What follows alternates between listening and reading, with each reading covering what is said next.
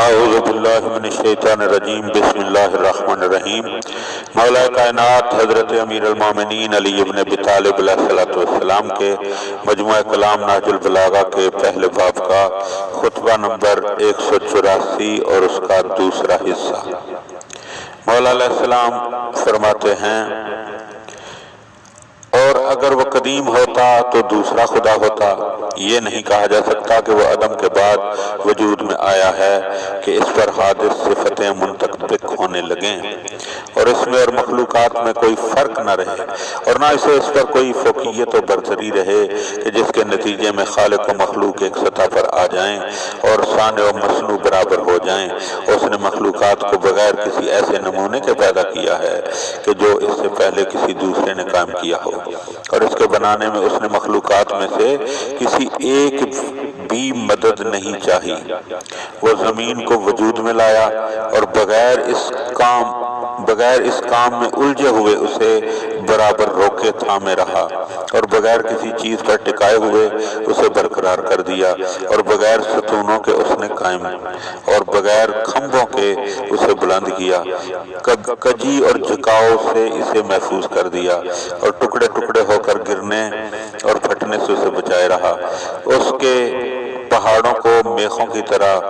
گاڑا اور چٹانوں کو مضبوطی سے نصب کیا، اور اس کے چشموں کو جاری کیا، پانی کی گزرگاہوں کو شگافتہ کیا۔ اس نے جو بنایا اس میں کوئی سستی نہ آئی، جسے مضبوط کیا اس میں کمزوری پیدا نہیں ہوئی۔ وہ اپنی عظمت و شاہی کے ساتھ زمین پر غالب علم و دانائی کی بدولت اس کے اندرونی رازوں سے واقف اور اپنے جلال و عزت کے سبب سے اس کی ہر چیز پر چھایا ہوا ہے۔ وہ جس چیز کا اس سے خواہاں ہوتا ہے وہ اس کے دسترس سے باہر نہیں ہو سکتی، اور نہ اس سے روگردانی کر کے اس پر غالب آ سکتی ہے، اور نہ کوئی تیز رو اس کے قبضہ سے نکل سکتا ہے کہ اس سے بڑھ جائے، اور نہ کسی مالدار کا محتاج ہے کہ وہ اسے روزی دے۔ تمام چیزیں اس کے سامنے عاجز اور اس کی بزرگی عظمت کے آگے ذلیل و خوار ہیں۔ اس کی سلطنت کی وسعتوں سے نکل کر کسی اور طرف بھاگ جانے کی ہمت نہیں رکھتی، اس کے جود و عطا سے بے نیاز اور اس کی گرفت سے اپنے کو محفوظ سمجھ لیں۔ نہ اس کا کوئی ہمسر ہے جو اس کے برابر اتر سکے، نہ اس کا کوئی مثل و نظیر ہے کہ جو اس سے برابری کر سکے۔ وہی ان چیزوں کو وجود کے بعد فنا کرنے والا ہے، یہاں تک کہ موجود چیزیں ان چیزوں کی طرح ہو جائیں کہ جو کبھی تھی ہی نہیں، اور یہ دنیا کو پیدا کرنے کے بعد نیست و نابود کرنا اس کے شروع وجود میں لانے سے زیادہ تعجب خیز اور دشوار نہیں۔ کیوں کر ایسا ہو سکتا ہے جبکہ تمام حیوان وہ پرندے ہوں یا چوپائے رات کو گھروں کی طرف پلٹ کر آنے والے ہوں یا چراگاہوں میں چرنے والے جس نوع کے بھی ہوں اور جس قسم کے ہوں، وہ تمام آدمی کو دن و غبی صنف سے ہوں یا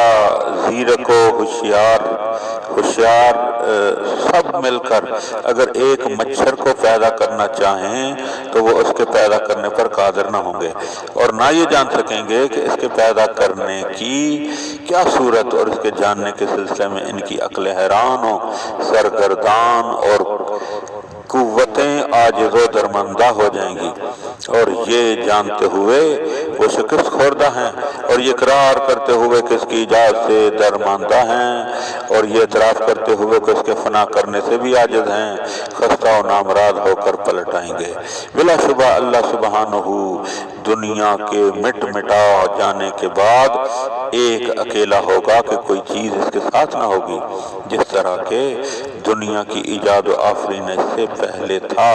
یوں ہی اس کے فنا ہو جانے کے بعد بغیر وقت و مکان، ہنگام و زمان کے ہوگا۔ اس وقت مدتیں اور اوقات، سال، گھڑیاں سب نابود ہوں گی، سوائے اس خدائے واحد و قہار کے جس کی طرف تمام چیزوں کی بازگشت ہے۔ کوئی چیز باقی نہ رہے گی۔ اس کی آفرینش کی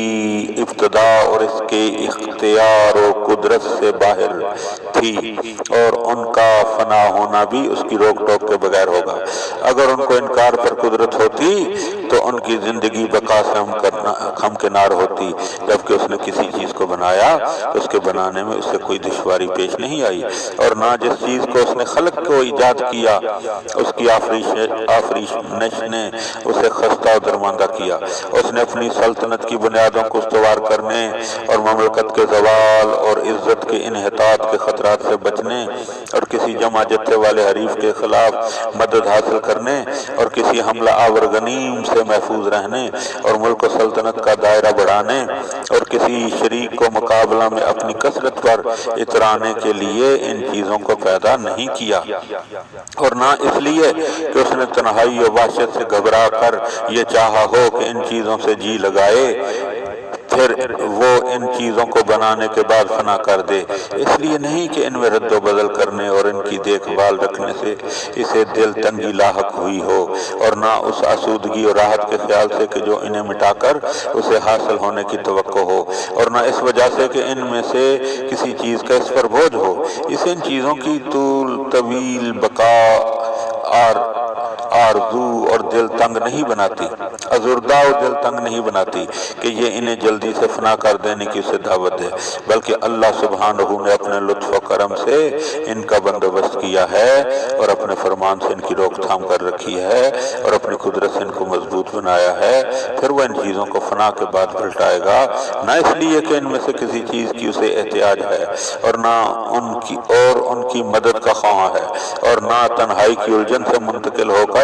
دل بستگی کی حالت پیدا کرنے کے لیے اور جہالت و بے بصیرتی کی حالت سے واقفیت و تجربات کی دنیا میں آنے کے لیے، اور فقر و احتیاج سے دولت و فراوانی اور ذلت و پستی سے عزت و توانائی کی طرف منتقل ہونے کے لیے ان کو دوبارہ پیدا کرتا ہے۔ اللہم صلی علی محمد و آل محمد۔